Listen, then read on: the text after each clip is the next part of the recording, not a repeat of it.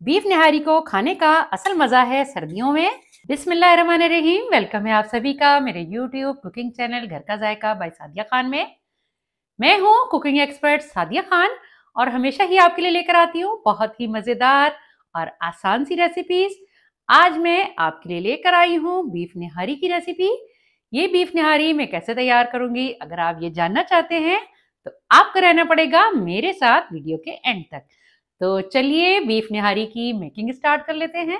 Beef निहारी तैयार करने के लिए सबसे पहले मैंने एक कुकर में पौना कप के करीब कुकिंग ऑयल ले लिया है और उसे मैंने गर्म कर लिया है। अब इसमें मैं शामिल करूंगी, मेरे पास है एक चाय का चम्मच लहसुन और अदरक पिसा हुआ। लहसुन अदरक को मैं कच्चापन खत्म हो जाने तक कुछ देर के लिए ऑयल में फ्राई कर लूंगी।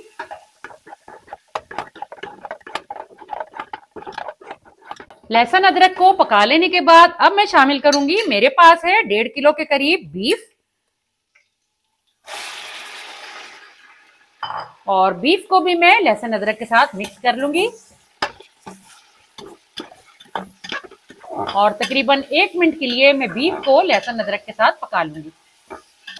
बीफ का कलर चेंज हो चुका है। अब मैं शामिल करूंगी कुछ सूखे मसाले, जो मैं आपको बताऊं कि कौन कौन से सूखे मसाले मैं शामिल करूंगी।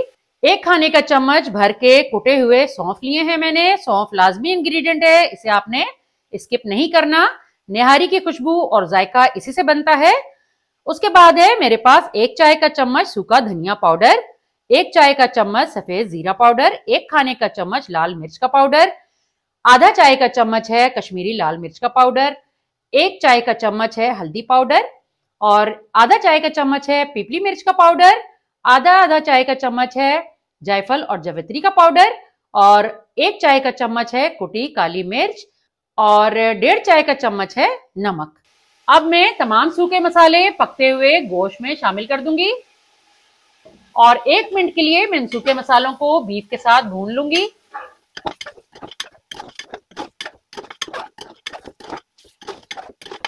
अब मसाले बीफ के साथ बहुत अच्छी तरह से भुन चुके हैं। अब मैं शामिल कर दूंगी 1.5 लीटर के करीब पानी। अभी थोड़ा पानी में और भी शामिल करूंगी, अभी मैंने 1 लीटर पानी शामिल किया है। 1.5 लीटर पानी मैंने शामिल कर लिया है और चम्मच की मदद से मैंने अच्छी तरह पानी को गोश्त के साथ मिक्स कर लिया है। अब मैं इस पॉइंट पर शामिल करूंगी, मेरे पास है 1 खाने का चम्मच भर के मैंने चिकन पाउडर ले लिया है। चिकन पाउडर मैं इसलिए यूज कर रही हूं क्योंकि मैं बीफ के साथ हड्डी का इस्तेमाल नहीं कर रही।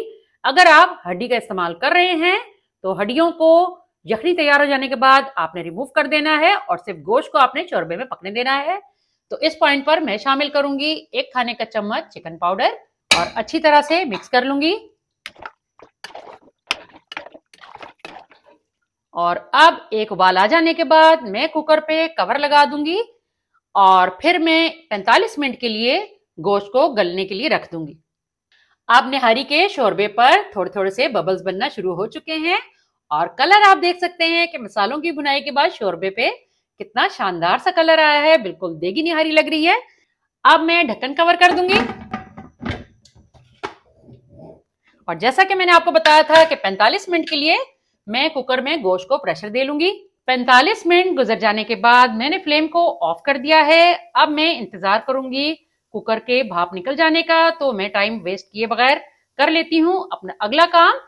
अगला काम करने के लिए मैंने एक चूल्हे पर फ्राई पैन को गर्म होने के लिए रख दिया है और इसमें मैं शामिल करूंगी 2 खाने के चम्मच भर के गंदम का आटा, जो नॉर्मली घरों में यूज होता है। इसको मैंने छान लिया था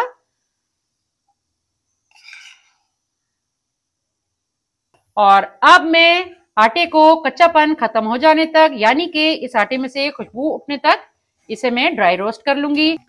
आटे को आप निहारी में जब भी शामिल करें हमेशा ड्राई रोस्ट करके शामिल करें। एक तो लुक बहुत अच्छा आता है निहारी का और दूसरा जायका भी बहुत बढ़ जाता है।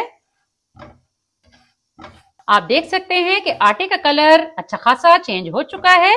अब मैं फ्लेम को ऑफ कर दूंगी और इस आटे को मैं निकालूंगी एक बर्तन में। आटे को भूनने से पहले का आप लुक देख सकते हैं और आटे को भूनने के बाद आप देख सकते हैं कि कैसा लुक शानदार सा आया है। अब मैं शामिल कर दूंगी इस भुने हुए आटे में हस्बे जरूरत पानी। इतना पानी शामिल करूंगी जिसमें आसानी से ये आटा हल हो सके। और अच्छी तरह से मिक्स कर लेना है ताकि कोई भी गुठली ना रहे।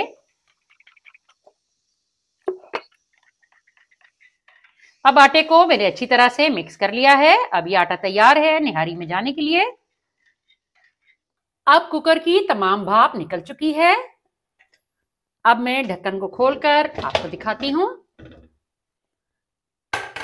आप देख सकते हैं कि मैंने 1.5 लीटर पानी शामिल किया था, जो कि बच के तकरीबन 3 गिलास के करीब रह गया है। अब मैं सारा बीफ अलग कर लूंगी और शोरबे को अलग पकाऊंगी इसमें आटा शामिल करने के बाद।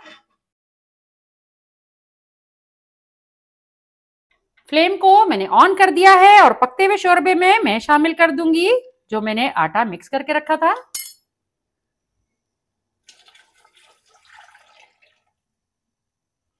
और चम्मच चला लूंगी तकरीबन 1 से 2 मिनट के लिए। अब निहारी में उबाल आना शुरू हो चुके हैं। अब मैं शामिल कर दूंगी जो बीफ मैंने निकाल के रखा था।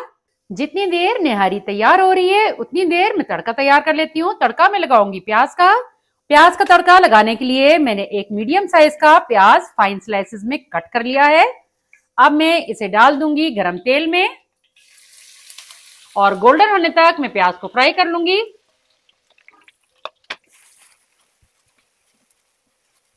अब प्याज गोल्डन फ्राई हो चुका है। अब मैं फ्लेम को ऑफ कर दूंगी और सारे प्याज को मैं एक साइड पे कर दूंगी ताकि जितना भी एक्सेस ऑयल है वो अलग हो जाए।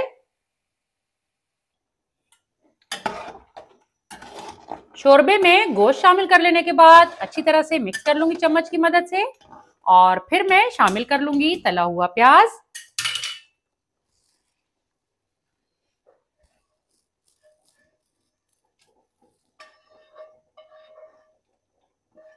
और एक बार फिर से मैं चम्मच चला लूंगी और अब मैं बिल्कुल धीमी आंच पर निहारी को 15 मिनट पकने के लिए रख दूंगी। 15 मिनट गुजर चुके हैं हल्के दम पर निहारी को रखे हुए। आप देख सकते हैं हमारी निहारी कितनी शानदार सी गाढ़ी हो चुकी है। अब मैं फ्लेम को कर दूंगी ऑफ और एक प्लेट में आपको ये निहारी निकालकर इसका फाइनल लुक भी दिखाऊंगी। बिस्मिल्लाहिर्रहमानिर्रहीम।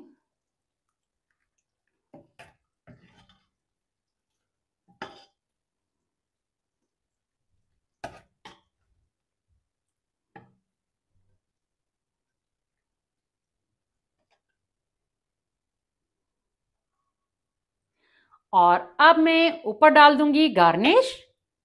मेरे पास है जुलियन स्लाइस में कट किया हुआ अदरक और 2 किस्म की फ्रेश चिलीज मैंने ले ली हैं, रेड और ग्रीन। अब मैं गार्निश कर दूंगी निहारी पे।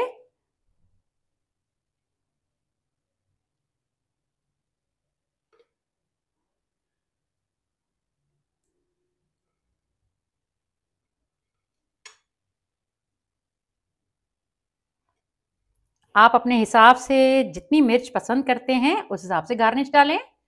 और अब मैं ऊपर से डाल दूंगी जो तेल मैंने पकती हुई निहारी में से निकाल लिया था। तो लीजिए तैयार है मजेदार सी गर्मा गर्म सी बीफ निहारी। बीफ निहारी को खाने का असल मजा है सर्दियों में। तो जनाब फिर कैसी लगी आपको बीफ निहारी की रेसिपी? अगर आपको बीफ निहारी की रेसिपी पसंद आई है तो थम्स अप दें और अगर आपने अभी तक मेरा चैनल सब्सक्राइब नहीं किया तो लाजमी सब्सक्राइब कर लें और साथ ही लगे बेल आइकन को प्रेस कर लें ताकि आने वाली हर नई वीडियो का नोटिफिकेशन आपको बासानी मौसूल हो सके।